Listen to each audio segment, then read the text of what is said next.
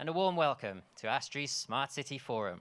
Whether you are joining us today in person at the Asia Society Hong Kong or via our live stream. All of our speeches and panel discussions are being recorded and will be available to watch again online after today's event. This afternoon, we are delighted to be joined by our guest of honor, the Honorable Secretary for Innovation and Technology, Mr. Alfred Sitt, as we present an agenda filled with preeminent members of Hong Kong's business community, thought leaders, industry experts, partners from the innovation and technology ecosystem, as well as ASTRI's directors and customers. They are here to share their views and together explore ways to support the initiatives laid out in the Hong Kong SAR Government's Smart City Blueprint 2.0. This is also a forum designed to connect and collaborate as we work together towards building a smarter Hong Kong. To begin today's proceedings, we would like to invite ASTRI Board Chairman, Engineer Sunny Lee, to the stage to deliver the opening remarks. Chairman, please.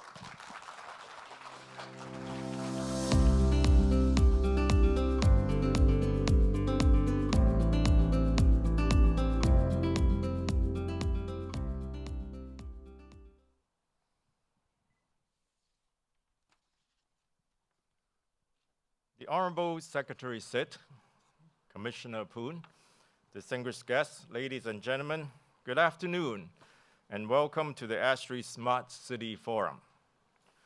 We're here today at the Asia Society Hong Kong more than a year later than we originally planned to be.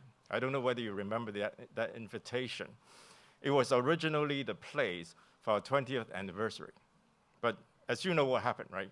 The pandemic came and everything needs to change. Like so many events in 2020, it succumbed to society's far greater need to get the COVID-19 pandemic under control.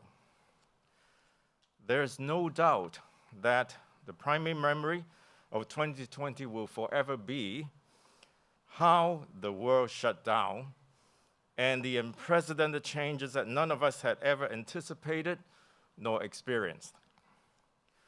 But as the dust settles, and there is time and distance to reflect on this pandemic, I believe it will also emerge that it was also the year that proved a vital catalyst to technological innovation and advancement. Whereas, before we had the luxury to decide whether to adopt new technology or not, and cautiously dipping a toe while remaining wary of full commitment that might disrupt the status quo, there came COVID-19, and it took away all the doubts and the option. We had no choice. So throughout 2020, we adapted fast for survival reasons.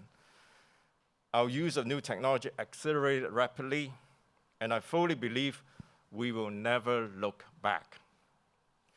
It is therefore fitting that 2020 came to a close with the Hong Kong SAR government release its Smart City Blueprint 2.0 on December 10th of last year, 3 years after its first iteration, and very successful iteration. Under the new blueprint, more than 130 initiatives in 6 smart areas were identified, with the ultimate goal of addressing the challenges of a modern city, making it safer and more efficient environment, and improving the livelihood of all its citizens through innovation and technology. The blueprint is just one part of our government's clear commitment to Hong Kong's technological development, which has also been evident in the policy address by our chief executive and in the funds, most importantly, right, money, earmarked for technology in the financial secretary's budget speech last month. ASTRI is fully aligned to this commitment. Smart City stands alongside fintech, intelligent manufacturing, health tech, application-specific integrated circuits as one of our core areas of expertise and focus. The dawning of the 5G era has enabled us to make huge steps in smart city innovation, so we are in the right place at the right time, many of which we will hear about this afternoon by our experts panel here. We are also 1 week away from launching the biggest 5G V2X vehicle to everything trial on a 14-kilometer of public roads in Sha Tin. That will happen next week. This connected vehicle technology is a crucial step towards the next generation of autonomous vehicles. It is coherent with the smart mobility aspect of the government blueprint and will make our roads safer and more efficient than ever before. Our Gerontech and Health Tech, along with our 5G private network, contributes to smart living, focusing on our own well-being, while our smart water and direct current building innovations help improve the world around us, creating a smart environment. A smart city needs smart people, and our numerous talent development initiatives are focused on ensuring that the next generation is able to keep up with the pace of innovation. While our collaboration with the HAMA provide numerous boosts to the banking sector, and our AI and robotics expertise enhances intelligent manufacturing, thus creating a smart economy. These are the issues and talking points that we will cover in more details throughout the course of this event. So without further ado, I would like to hand over the stage to the Honorable Secretary of Innovation and Technology, Mr. Alfred Sit, who will give us more insight on this very important and exciting topic. Thank you, and Secretary Sit, please.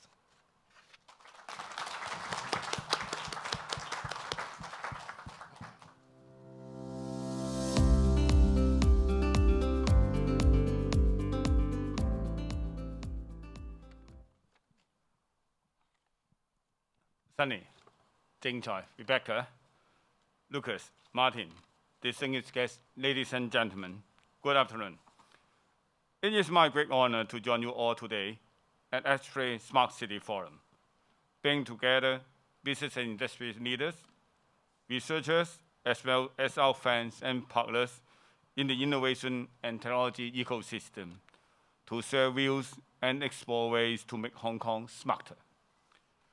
Following the publication of the first Smart City Blueprint for Hong Kong in 2017, we released the Smart City Blueprint 2.0 in last December. This Blueprint 2.0 contains more than 130 smart city initiatives across 6 smart areas, namely smart mobility, smart living, smart environment, smart people, smart government, and smart economy, and especially includes a new chapter on use of INT in combating COVID-19, as well as ideas of exploring smart village pilot in rural areas. Initiatives included in the Blueprint 2.0 are going to bring benefits and convenience to members of the public, allowing them to better perceive the benefits of smart city and INT in their daily life. Among all these exciting initiatives, I would like to highlight an important digital infrastructure for smart city development, the IM Smart platform, which was launched about 3 months ago. IM Smart is a one-stop, personalized digital service platform which enables users to log in and access company-used online services through their personal mobile phones. There are now more than 30 company-used online services of the government and public utilities accessible through this platform. For example, the COVID-19 electronic vaccination and test record system. By mid of this year, users may gain access to more than 110 online services of the government, public utilities, as well as commercial organizations through this convenient platform. If you have yet to experience the convenience brought by this mobile app, I strongly encourage you to download it now and try it out. Developing Hong Kong into a smart city is undoubtedly an important commitment of the government. However, the full participation of the private sector, academia, and research institutes is also of paramount importance to help us move toward this goal. I'm glad to learn that many of the technologies developed by ASTRI could play a part in our smart city development in various aspects. For example, its cellular vehicle to everything CV2X technology for the development as well as application of autonomous vehicle technologies, and its AI as well as machine learning technology for the development of cervical cancer screening management system are both highly relevant in supporting the objective of making Hong Kong smarter in its transportation system and healthcare system, respectively. On smart economy aspect, ASTRI, as commissioned by the Hong Kong MA, published a white paper on alternative credit scoring of micro, small and medium-sized enterprises, MSMEs, in last November. It sets out how Hong Kong can take advantage of AI and machine learning to explore a wide variety of data from many sources to assess the creditworthiness of MSMEs, with view to improving access to finance for MSMEs. Let's not forget that all these technologies could only be developed, improved, and sustained with the support and input from our tech talent. As such, we have been making continuous effort to cultivate the young people's interest in innovation and technology. In the 2021 school year, we launched the INT Innovation Lab in secondary school program to cultivate an interest in information technology among secondary school students and enhance their digital skills, computational thinking, and innovative abilities. We have received overwhelming response with over 110 applications as at end of this February, just 3 months after the program was opened for application. We will be extending this IT cultivation program to primary schools for a new knowing more about IT program in the 2021-22 school year, which aims to enhance primary school students' interest to pursue the study of STEM subjects and to prepare for their integration into the digital society in the future. I'm glad that ASTRI has been playing an active role in nurturing INT talent. Earlier this month, ASTRI signed a memorandum of understanding with the Faculty of Engineering of the Chinese University of Hong Kong to take forward a smart city technology-oriented practitioner program. ASTRI will provide paid full-time employment opportunities to enroll the student for a period of 4 to 8 months by engaging them in ASTRI's ongoing smart city-related projects. By giving our young people hands-on experience, we are also giving fresh impetus to our smart city development. There are many more smart city initiatives under the Blueprint 2.0, and those being taken forward by ASTRI. All this will enable the public to enjoy a more convenient and smarter life. In Hong Kong's journey to embrace INT and become a smarter city, I'm sure there is a lot more we could do and achieve together. May I appeal to you all to join hands with us to make our city smarter, to further bring benefits and convenience to our people's daily life with innovation and technology. Last but not least, I would like to thank ASTRI for inviting me to this forum. I wish this forum every success and all participants a fruitful sharing. Thank you very much.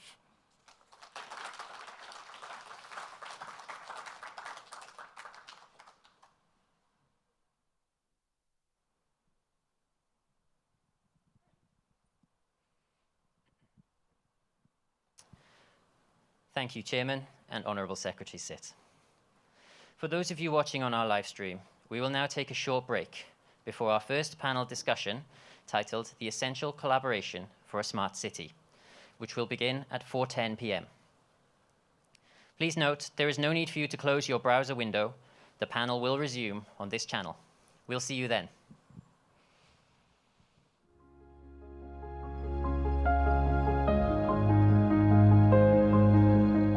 Good afternoon, everyone, and welcome back to ASTRI Smart City Forum. It is now time for our first panel discussion, the essential collaboration for a smart city. This discussion will explore the numerous technologies that come under the Hong Kong SAR government's Smart City Blueprint 2.0, which was released in December. It will explore the necessity for collaboration between the various stakeholders in our technology ecosystem to ensure we achieve the greatest positive impact for our society. It will be moderated by Guy Parsonage from PwC, our insight partner for this event. ASTRI appreciates the knowledge and experience PwC has brought with regards to the development of Hong Kong's smart city. I would like to remind you that this session will be recorded and available to watch again online after the event. For now, over to you, Guy. Thank you very much. Good afternoon, everybody. My name is Guy, as you've heard. I'm a partner at PwC along with Albert Wong, who's here in the back. We've been working with our government to help develop the Smart City Blueprint, version 1, 2.0, and we continue on to try and bring a human-centered approach to some of the projects that could be delivered, which has been an exciting challenge. Now, as an insight partner of today, we were talking about how we could try and bring some of these themes to life with some of the wonderful speakers that we have coming up onto the panel. I was going to talk a bit about some of the projects that are being done within the different 6 areas that we can see within the Smart City Blueprint, but you've heard that a few times from the previous speakers, so I won't go into great depth about that, but we've got some amazing projects that have been done by our partners, and we'll hear about those in the speech, and also supported by ASTRI as well. But so much has been achieved, but still so much more to do, and ASTRI plays a very important role in that, supporting various different organizations and corporations to build out the research and the projects that are required. So I'm going to be joined by 4 wonderful, extraordinary speakers. Now, they're extraordinary because of their history and background and work that they do, but there's also 4 interesting facts I'm going to share with you, and you have to guess which one is relative to which speaker. So when they come up, I will have one who was a club DJ, one who's a musician, plays the keyboards, another one a fine wines collector, and finally a fine artist with an arts degree. So you have to guess, and we'll find out at the end if you got it right or not. So I'll bring up my first panelist, Mr. Stephen Ho. So the former CEO, thank you, Stephen. Come and join me. You can take a seat just here. The former CEO of CITIC, honorary chairman of CAHK, founder and CEO of NHOP Technologies, which has developed BATS, a revolutionary technology that dramatically improves the communication networks, and has also been deployed in the smart lamppost system that we've heard about before. And now with his work with ASTRI, with CITIC, he's also involved in the AR/VR head-mount display that was being used to help make maintenance much more efficient. So lots of history and experience with ASTRI and how to take advantage of the research that they do. My next speaker, or panelist I should say, I'd like to invite Mr. T.O. Lee, the Assistant Director of Mechanical and Engineering of the Water Supplies Department. Please take your seat in the next one. Thank you very much. Now, Mr. Lee is a chartered electrical engineer. He's been working at the Water Supplies Department since 1987. You must have joined very young indeed, I'm sure. and so with his work with the Water Supplies Department, he's been working on a smart meter system to try and bring more efficiency to water usage, and also on a data analysis project to try and make the entire network significantly smarter. My next speaker, Mr. Dan Wong. Please come and join us. Mr. Dan Wong is the General Manager for Global Innovation at MTRC. So Dan is a digital transformation and product innovation expert with more than 20 years of experience from across Greater China, Silicon Valley. He's worked from startups right the way through to very large organizations like the one that he's with now. And his organization have been working with ASTRI on a blockchain project that's been looking at how to source critical components efficiently and transparently across the network. And also he'll be able to share his experience that he's been doing in trying to broaden out innovation and technology within MTR to kind of evolve the core and also look at new business ideas for the organization overall. And finally, Mr. Rex Wong, the CEO of Kamshin Holdings. With over 15 years of experience leading design practice, property development and infrastructure projects in China, United States and Europe. Kamshin is a contractor that works on the streetlight poles and have been involved with ASTRI's project on the CV2X system that we heard about before, which is going to be piloted very, very soon. Thank you very much for joining me, gentlemen. We're now going to start our panel discussion, a robust debate on how do we enable our smart cities or enable our smart city, and talk about some of the challenges that we have, how we get over them, and how we work together to enable that. So first, I'd like to investigate around smart technologies. And when we're looking at smart technologies, often cutting edge and new technologies that haven't been used more broadly or across multiple different systems, what are some of the key challenges that you see when you're developing these or working with partners like ASTRI to explore? So I think we'll first, I just lost my page, sorry. We'll first go over to Stephen. I know, Stephen, you were saying you have a point of view around some of the challenges that you've noticed when dealing with new technologies and new systems. Well, indeed. Thank you very much, Guy, and thank you for having the opportunity to speak here. One of the things about smart city, and I think everybody would agree and know about it, is it cannot be a smart city without sensors, and I think the acronym today is called IoT, Internet of Things.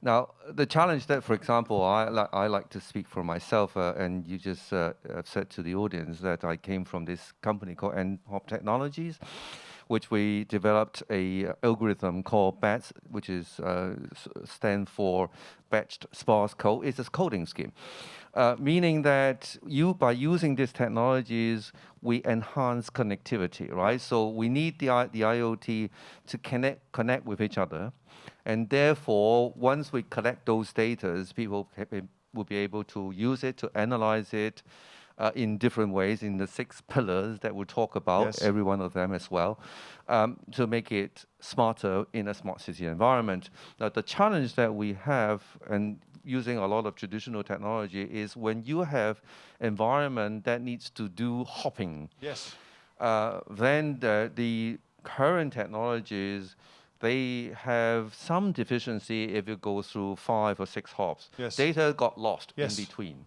Right, so those are some of the challenges of today's technology, and we tried to have these BAT systems in, for example, the smart lampposts that we, yes, deploy in Kuntong, utilize those technologies to help for transmission and use it to maintain the integrity of data. Right, so that's, you've used that to get over that challenge that you have between multiple systems having to communicate. Exactly. Fantastic. Now, Dan, I know that you're working in a somewhat traditional industry, but bringing also cutting-edge technology, and also I'm probably sure you're dealing with systems that maybe were put in place a few years ago, and so having to deal with exactly that type of challenge. So maybe have you got some experience that you wanted to relate around that? Yeah, I think the theme here is just collaboration. Yes. And, kind of, we just talked a bit about kind of sensors and kind of that. I think another area that we're looking at is just around the combination and use of different technologies together in things such as kind of very traditional equipment, right? And, to draw a very simple example is, kind of, when we think about commuting and going around, it's not just, getting out and up and off the train, but also I think in terms, let's say, kind of going up and down the station, getting on escalators. MTR, I think we run kind of the most number of escalators in Hong Kong, a very traditional kind of piece of equipment. And I think one thing that we think about was how do we kind of make that more smart? Yeah. We make it safer. And how do we start maybe kind of using some new technologies on something like that? And so we start thinking about, well, can we use some new type of approaches such as computer vision perhaps? Yeah. And, while you wouldn't associate that necessarily with an elevator, one thing we've done is that we've kind of put these small cameras on the side of the escalator to do something I think in some ways you might think kind of simple, but looking for these little kind of things that might kind of get caught Right. in the meal. It might cause some safety concerns. And so now from that perspective, we've kind of combined some of this new types of approaches, and it's camera, it's software to recognize what might be on there. It's training this model, and kind of from an MTR perspective, right? Well, even with this simple example, it requires us to work very closely with multiple partners. Partners that know the right type of hardware to put in there. We need the support of how do we install and put it into our escalators in operation. And then on top of that, kind of what is the right algorithms that then connect with our systems, so that when we do see something, then kind of our station staff can do something about that. And so this is a bit more of an explanation in terms of kind of looking more vertically, but then working with kind of multiple partners, right? Even with MTR, right, from our different operating teams to make something like that, something like that to work. So in a way that kind of solves an important safety issue. So in this case, it was trying to have a technology which can bridge between. In this case, it's trying to come up with an innovative solution which can then come back into some of your existing technologies. So you're not needing to change the way in which the escalators work. You're needing to innovate around them as such. So I know we were talking earlier from a water supplies department perspective that you have a challenge where you're trying to get sensors into a place where there isn't normally electricity in the water system. So how have you dealt with that kind of challenge and dealing with sensors that are there? Yeah, actually we have two collaboration projects with ASTRI. One is the data analytics. It is because on the supply side we have a lot of installations, such as pumping stations and the surface reservoirs, that are very essential for providing water supply to Hong Kong. And for many years, we have already adopted the supervisory control and data acquisition system, that they say it's SCADA, and we have a lot of operational data collected. And actually, we have not fully utilized these data because without the modern machine learning techniques, without the experts in these areas, we cannot make the full use of these data. We have already have the sensors there. We have already has the measuring equipment there. Yes. So one of the challenges is try to make use of these data analytics to enhance our operations efficiency. The other challenge is about the smart metering, I think you said. Yes. Smart metering is one of the smart initiatives under the context of a smart city blueprint and the smart environment. And we believe that implementing automatic meter reading, it will bring a lot of benefits in water conservation and also help us to fight against the headache problem of water loss. So, but however, at this moment, what we are implementing in Hong Kong is only for the new developments with the wired solution.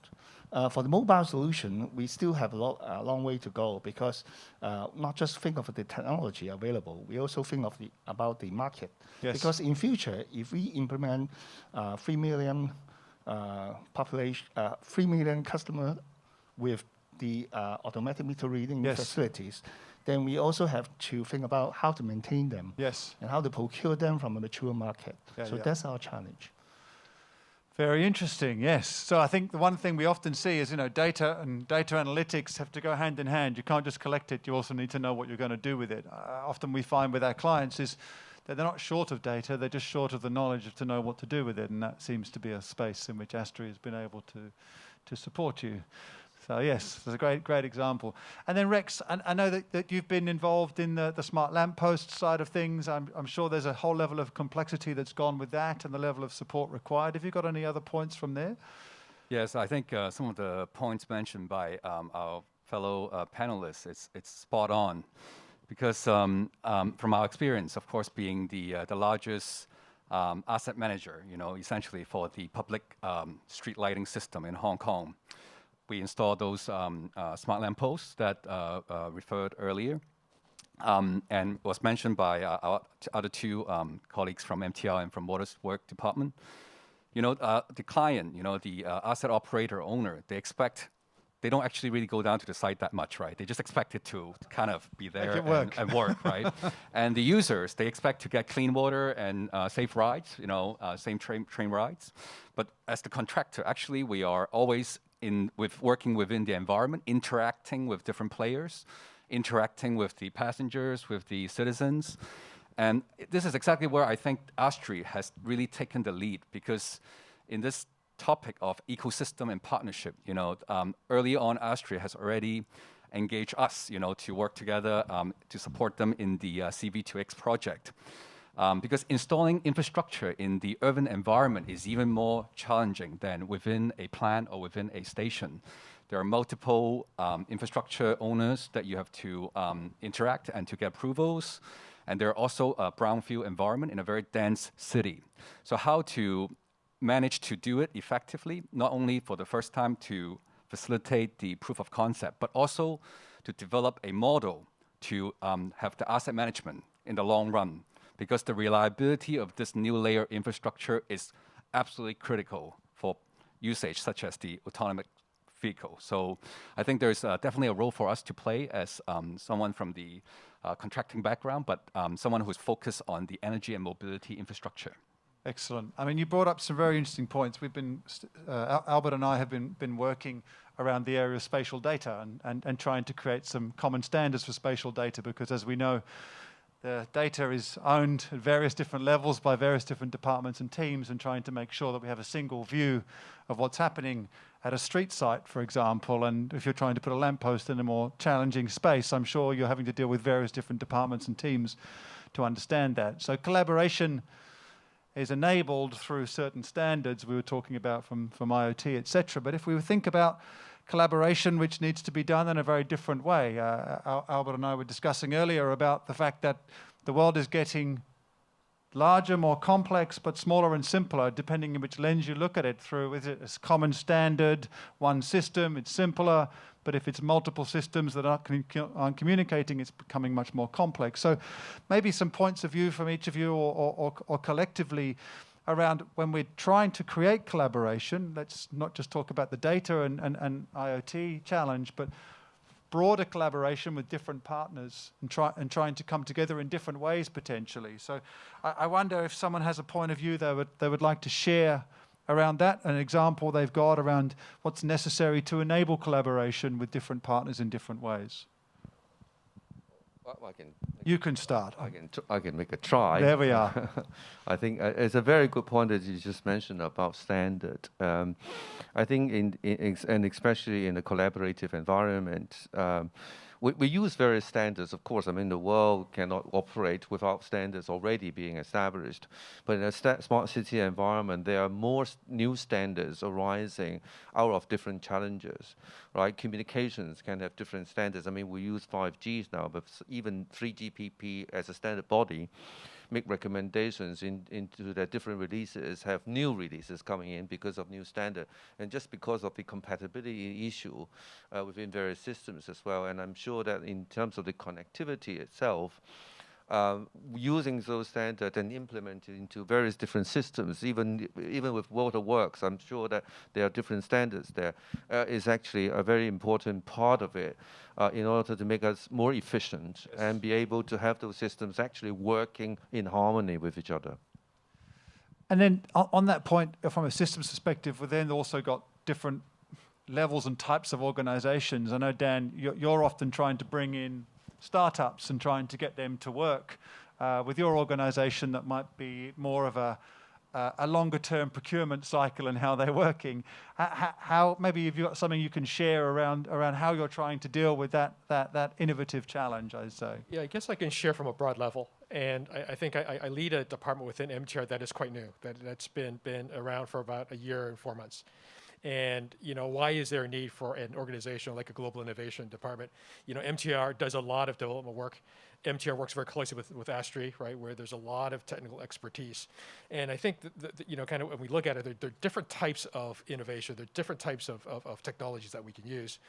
And I think kind of when we look beyond and we look more towards 0 to 1, earlier stage types of technologies, and this doesn't necessarily mean it has to be a startup, right? But kind of just trying a use case that's a little bit unproven, And so I think kind of one of the things that we are trying to do, right, is to add kind of a bit more capability to our toolkit.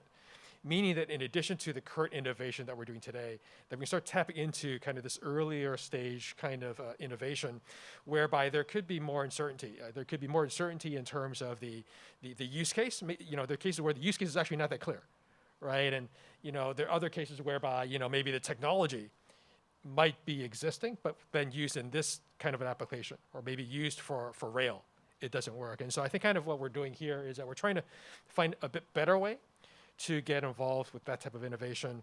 And that gets back to, I think, your question earlier, which is kind of how do you collaborate, right? Collaborate, yes. And I think kind of what we're finding is that, and this is not necessarily true all the time, but we're finding that for things like that are not necessarily off-the-shelf type of products, that, lots of times we kind of need to take a bit more of a collaboration, partnership type approach. And I think kind of this is an area that we're starting to trial a bit more. I think there's still many, many other types of solutions where it's very, very suitable to go through what we call a very standard kind of a tender procurement process. But we're kind of opening up that toolkit a little bit so that we can kind of collaborate in some different ways. And so this is something that we're starting to do more of. And we're kind of putting in place some of the capabilities. So it's not just having a kind of a fund of money to try some of these pilots, but it's also having then kind of the internal collaboration and, let's say, processes set up to enable this kind of approach. You're basically the matchmaker that tries to get the technologies and the traditional business together to try and then aid them from that. Fantastic. Anybody else from a kind of, you were talking, Rex, as well, about trying to do collaboration maybe in a different way. You're probably working with different partners in different ways than you've had to before. Any words from there? Yeah, I think I can pick up from Dan's point, because in the traditional way of procuring, for construction service, for example, it's very rigid.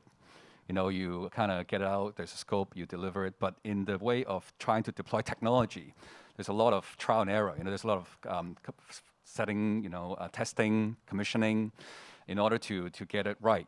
And it's not just for a short time. There's a lot of adjustment based on the data, the feedback, to make the appropriate adjustment. So I think this innovation, this partnership approach, goes beyond just technology itself. It's really the whole operating model, how you get it to be up and running, to be ready, and then how you deploy initially and how you maintain it, over a long period of time. I think Hong Kong is a very good place to try to attempt at that, because in Hong Kong we have very highly reliable infrastructure as is this moment by all the friends here. But I think then, given this basis, the opportunity, of course, is to continue to have very reliable infrastructure. But of course, the challenge is that because every party is looking at their own infrastructure system, when you try to integrate, on a street, you're trying to bring power, as was mentioned, to a sensor somewhere there's no power. Then you have to really work with different owners, different asset operators. So it's just like two systems not talking. It's like two departments not talking. It's equally difficult. Yes. So collaboration in different ways for a greater good potentially as well. And I think when you're talking about needing a safe environment and potentially a trusted partner in someone like ASTRI to do those trials for you, they have the technology, they have the people that are able to then support in that way. I know with things like EMPF is a perfect example, and also when we're talking about evolving our banking system and taking advantage of GBA, we're having to actually ask what would traditionally be competitors to now have to collaborate in different ways, but for a greater good, for change. I think we see this happening regularly. It's a necessary part, and luckily we are a small enough area where we can actually get these competitors together and work together, and we've seen some great advantages in that with the EMPF program, which we've been involved in as well, happening very, very rapidly. So something that will affect us all, hopefully, with our MPF going online and being able to check it very quickly. But are there any other examples there around unique collaborations? I'm not sure. Do we have anything there? Just to share a little bit about our current work, we are exploring the mobile technology that can be used in smart metering. And that's why we have a collaboration project with ASTRI and as well as some universities.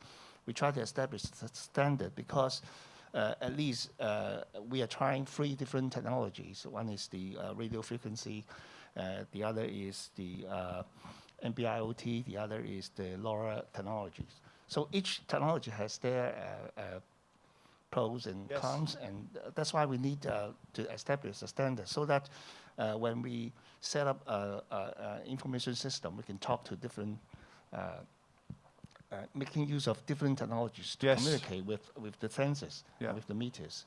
So and it's a difficult thing for a government department because we Yes. are constrained by the procurement requirements, Yes. and we cannot have a long-term relationship with one company that Yes. without justification or ignoring the others. So that's our challenge. I see. And of course, data sharing as well in the same place. We need to do these trials with external parties and needing to share in different ways. I wonder if anybody else has got another point to add from there. I just want to add another point, and that is the multi-facet of different environment or systems that needs to work together, whereby, and you mentioned about, on the one hand there will be some competing technology, but on the other hand you need to collaborate in order to make the whole thing work. And one example, I think, is the smart lamppost that my company was dealing with that. And in fact, we were having a working relationship with Kamshin, one of your subsidiaries or colleagues there, and we have to work together in such a way. On the one hand, there are sensors everywhere inside the lamppost and the processor and fiber optics going from another end. So all these different people, they need to be together and work out something, an objective, whereby all these data, when collected, need to transmit from one point to another, right? Now, not only are they transmitting and connecting and receiving those data, you need to know how these data are being used and manipulated. On the one hand, there are privacy issues, so the Privacy Commissioner would have involvement in it. And on the other hand, you collect data from at street level in terms of temperature, environment, humidity, and so on. So the observatory needs to get involved in it, because then they need to know where the data is coming from and how they're going to manipulate and interpret it.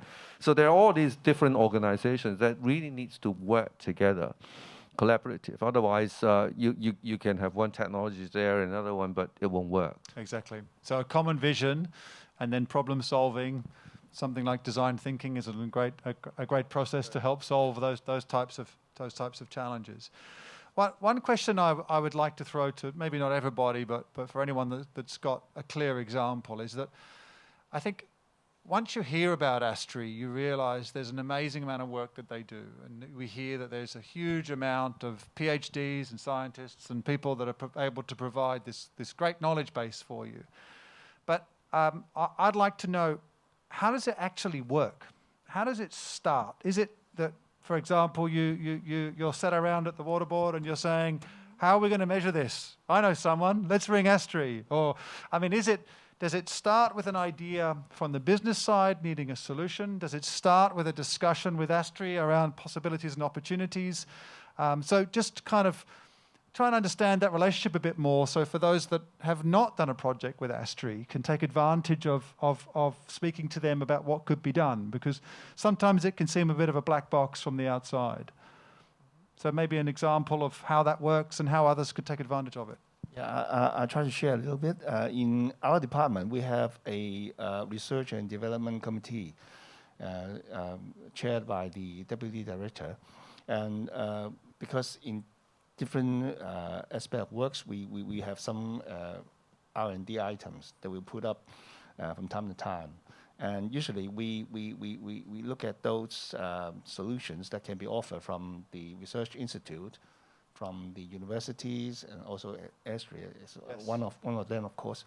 And when we have these ideas, then we will ask the subject officers to approach that organization and see if there's a proposal. And then when the committee look at all those details and then give an approval to go ahead, then they can go ahead. I see. So I think everything starts from the pain points that the colleagues, they have ideas, and then bring it up to the senior management, and then have a discussion with the relevant research institutes and universities, or even private companies. Yes. Well, see if there's a practical or there's opportunities to do the research. Right. We'll start with that first. So it's almost like idea pitching. You've got the idea, you clarify it with a concept, a time frame, or what might be necessary, and then a discussion with ASTRI and others alike to then see how that collaboration could work, if it fits into their pipeline and their capabilities, etc. Excellent. Do you have an example of something similar? Maybe? Well, I have two hats. Yes, here, exactly. So, your second hat. Right. Of course, I sit on the board of ASTRI, and I'm the technology chair. The thing about ASTRI is we've got a marketing department. We've got various different people, and we on the private sector we talk to the private companies if they got pain points, and we sort of discuss. And so outreach to them. yeah. What can we do to help? Right. And on the other hand, of course, there are people who already know ASTRI, and then usually projects can be generated through discussions about what happened, Shared right? purpose. And well, the one that you mentioned about the VR thing, that was because I was then a director of ASTRI, and I discovered that the ASTRI will have that capability. Yes. And my company that I used to work for, had a pain point, Had a problem, right? So I actually was the matchmaker myself. Yes.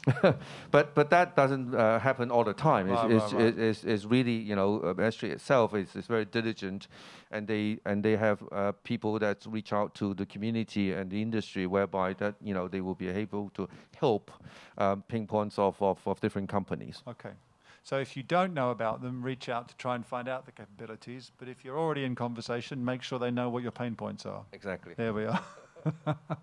Yeah, I'll add a bit to that because I think part of my department's job is kind of find out, is to help do this problem discovery. Yes. And it's very interesting, and there tend to be kind of two angles this comes in, right? So part of it is also us kind of talking with our different departments and kind of helping them to discover together what those problems may be. And what's interesting is that sometimes I think kind of there is a different pain point there.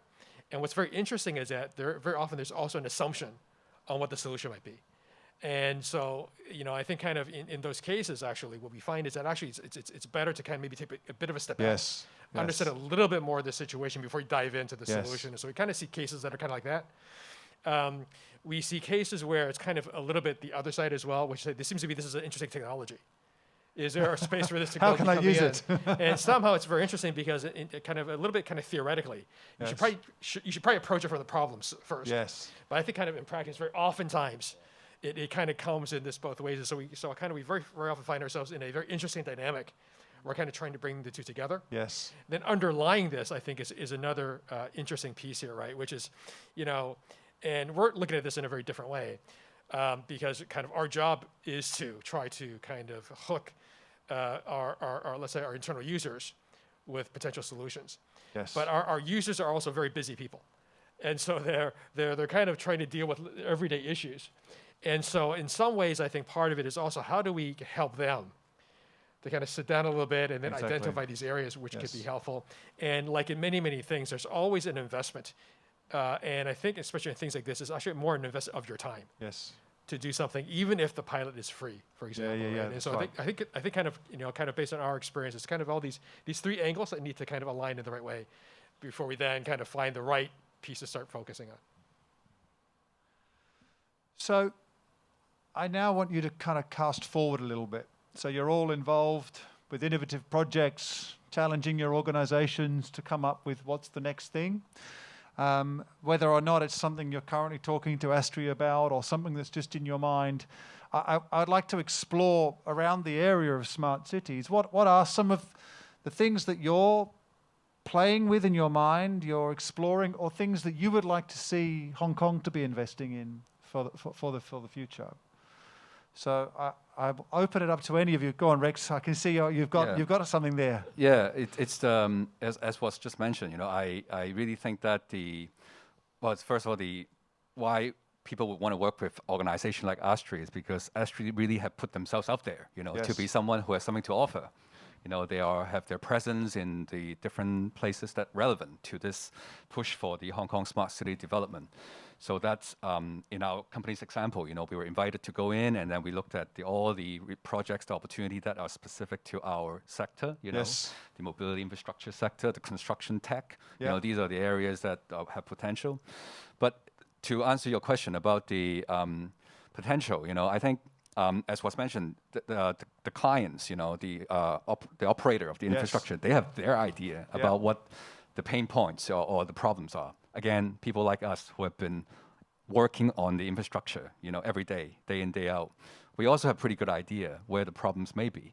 But in the past, there's not really many opportunity to get that knowledge up because always the client would look at the contractor, oh, you're just trying to make more money with this change order, additional scope. But I think how do we earn that trust and respect, to translate that insight into something that could pass back, to the client, and then in turn can work together through the ecosystem, the partnership with ASTRI, to develop some solution.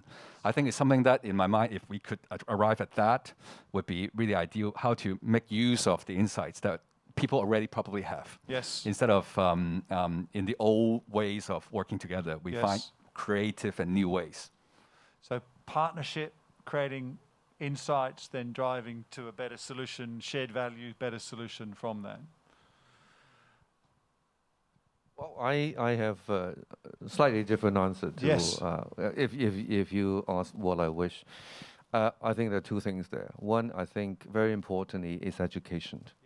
Now we talk about smart city. Everybody here, we know what smart city is. Government is, doing a lot of big efforts to promote that. I do think that there is an education need for the population. Yes. First of all, to understand about smart city and understand their expectation of smart cities as well. We just can't say that we're doing smart cities and everybody will know about it. That's one thing. The other thing is, I like to, one of my, top of my wish list is to have people or students or graduates will have the ability to help with fundamental research on smart cities. Yes. It's so difficult now. Well, we have all this money, all this initiative. I find it very hard to find good engineers or even engineers per se. Yes. So if that is, that's another one that I really think that there is some urgency there that we need to tackle. Yeah. And collaboratively as well. So innovatively deal with the skills shortage to then make sure that once they know what it is, they're then able to then collaborate and be part of that solution. And to enjoy the benefit of smart cities. Of course, yes. Excellent answer, thank you. Yeah, I agree. Very much, because it is a cultural change in our organization. We see that even we have the technology there, we want to introduce the technology. We still need people to open their mind and then get used to the new technologies. Of course, it will take time, and it needs to do a lot of PR works or educations or something like that. Yeah. So I really agree. The education and cultural change is very important. I mean, I think they're perfectly interlinked. I think the Smart Cities Blueprint is a great vision, and those that see it get excited about it because it's solving the pain points that we all have. By being able to use that as a method of inspiration to then say, and now be educated because you can be part of this change, is a compelling story. But it needs to, as you say, get beyond the people in this room to become an influence for everybody. I'll take that challenge on. Anything else to add? Yeah, just a small piece here, and I don't really know the right way to address that, right? But it's kind of tapping on top of what we're talking about here, a little bit on the culture side of things, right? And whether we're talking about smart city or any kind of a new approach, I think, how do we encourage a sense of willingness to try? And this is very broad. This is not just companies like ourselves willing to try something. It also goes around to even like citizens. Yes. They're willing to try something new. Yeah. And I think that goes very, very deep. And I think for something like a smart city to work in the right way, I think there needs to be this kind of openness from all those involved, those that are using it. I mean, and a little bit of an understanding, perhaps, that sometimes, when you're doing something that is a bit new, it's not going to be perfect. And so then kind of, so a very typical way in the technology industry of approaching this is that you try something, it's not perfect, you learn, you capture the learning, and you quickly iterate a little bit, as opposed to kind of fail and then you kind of put it to the side. Kind of a deeper kind of the psychology of it, yes. issue. Yes. But then how do we encourage that for all the players, for those that are then investing in making these things happen, those who are designing that, those who are using it, right, from all aspects. It is an interesting kind of dichotomy between the incremental perfectionism and the aggressive speed of change, and trying to balance the two things together, because we're often, as business leaders, trying to provide perfection and trying to inspire our teams to deliver perfection, whilst at the same time we're asking for outpaced change, and so you can't get both. You're looking at something as big as smart city. I mean, how big is that vision, right? How broad is that, right? And we're not going to get there in like one big jump or two big jumps, right? It's always going to be these, step-by-step, incremental moves. And, in a way, if you're not willing to try, we did take some imperfection along the way. It's going to be very, very hard to make that vision. That's a great point. Yeah. Rex, anything else from yourself? No, I definitely agree. And the example I would give is to have that overview, the long-term view, but also in the example of the street lights, that we mentioned a few times, and also help to enable the CV2X project of ASTRI. It's right now the street lamp systems in Hong Kong, they're not really that sophisticated from the sense that it's not all controlled. There's not a lot of feedback. It's a very kind of typical piece of infrastructure. It's somewhat reliable. No one's really complaining a lot about it. You don't hear it in the news.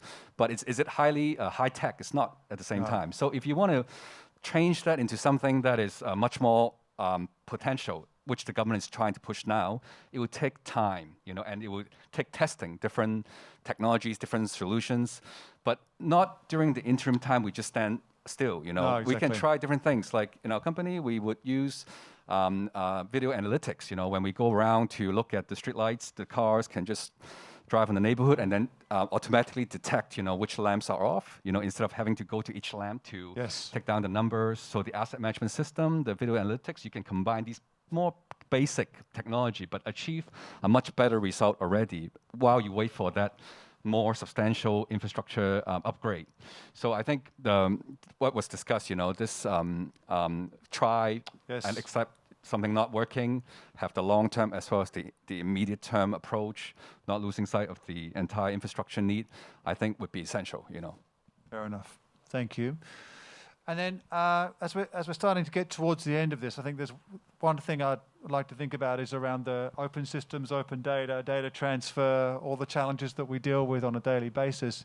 We've also got to then think of cyber, possibly bad actors in the mix, and how do we make sure that we don't fall foul this balance? And I think we're kind of touching on that around this concept of being bimodal, where we can be safe and secure with their everyday systems whilst having a sandbox trial environment to make sure that we can really try, but we're not risking the crown jewels whilst doing it. So how do we manage that? Have you got examples of what we're doing there to make sure that we are progressing as quickly as possible whilst being as safe as possible?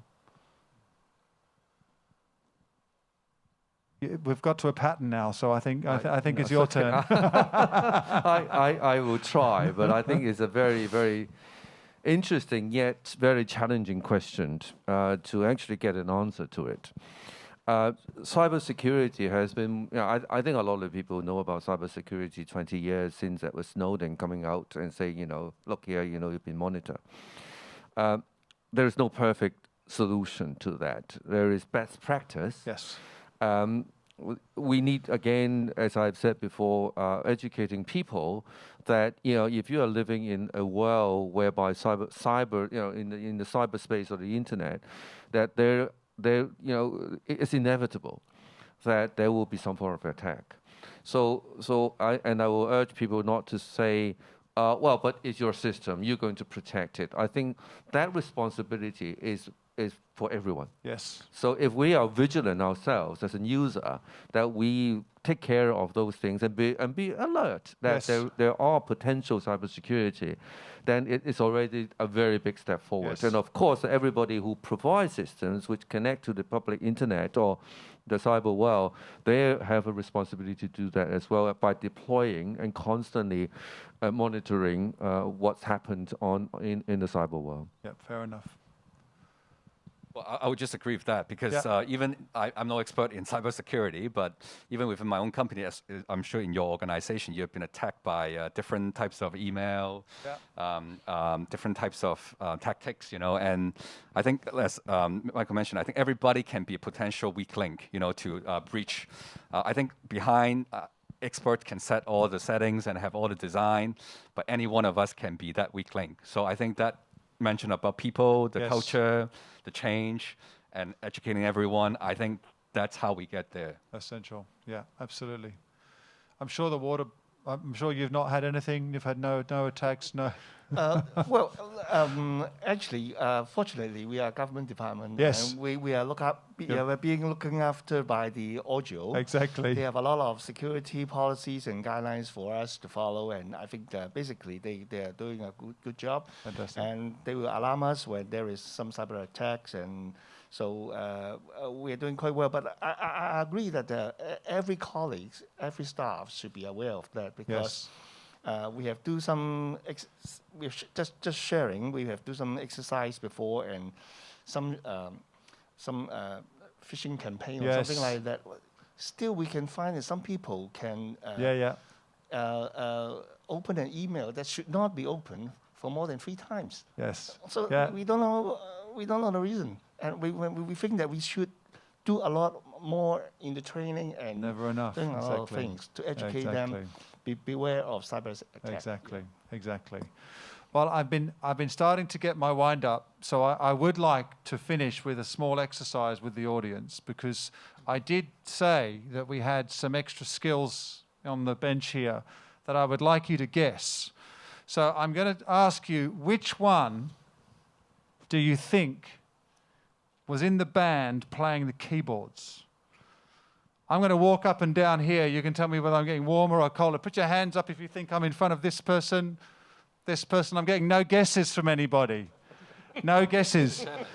Well, no, you know the answer. You're not allowed to give me an answer. So we've got a keyboarder, we've got a DJ, we've got a fine artist, and we've got a wine collector. That's right.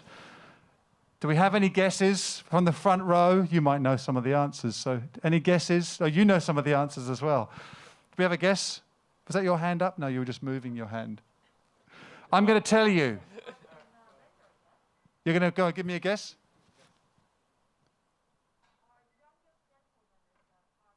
This one is the artist. You got the right answer. Amazing. Fine arts, would you explain your art history? Yeah, I think I am probably one of the few people, in the room who have studied full-time fine arts as my undergraduate study, which is altogether a 5-year degree. So I've worked in studio, late night, no sleep for quite a few years, making different types of artwork, painting, sculpture. But eventually I became an architect, So later working as an architect and then eventually become this infrastructure role. So thank you for Fantastic. The right guess. Okay, I'm going to ask my keyboard player to stand up. Go on. There we are. This is our keyboard. Explain your history with bands. Well, my age, I was born in the 1960s and 60s and 70s are the years of popular band, Beatles. In Hong Kong, there are a lot of winners. I'm involved in that culture, and that's why I like to play the keyboards in the bands. Yeah. Awesome. And then our DJ, it's time to stand up. I'd like to see these two playing the cocktail party afterwards. And then finally, our fine wine collector. There we are. And so he'll be providing the drinks for the cocktail party as well, back when we're in the real world afterwards. But thank you very much to my panel. Thank you. Thank you for keeping it bright. Very, very, very interesting. Lots of different points of view. Thank you very much indeed. Thank you to the audience. But now we need to have a quick photograph. If you could all stand. We're going to maybe we'll put the microphones on the chairs behind us.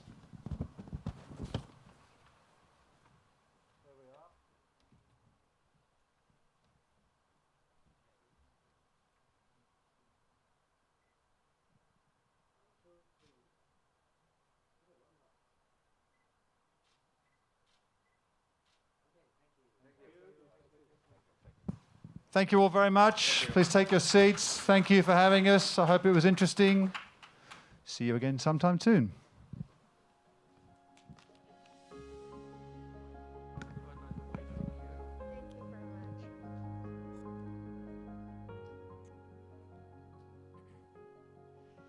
Thank you very much to all of our panelists, Mr. Stephen Ho, Engineer Tio Lee, Mr. Dan Wong, and Mr. Rex Wong, and to our moderator, Guy, for that insightful and informed discussion into essential collaboration for a smart city. We will now take a short break before the second part of our forum, which will be conducted in Cantonese and feature messages from both our acting co-CEOs, Dr. Lucas Hui and Dr. Martin Sito, as well as our second panel discussion. What does a tech-backed, sustainable future look like? Be sure to join us back here for that at 5:15 p.m. I would like to remind those watching on the live stream, there is no need for you to close your browser window. ASTRI Smart City Forum will resume on this channel. We'll see you then. Thank you.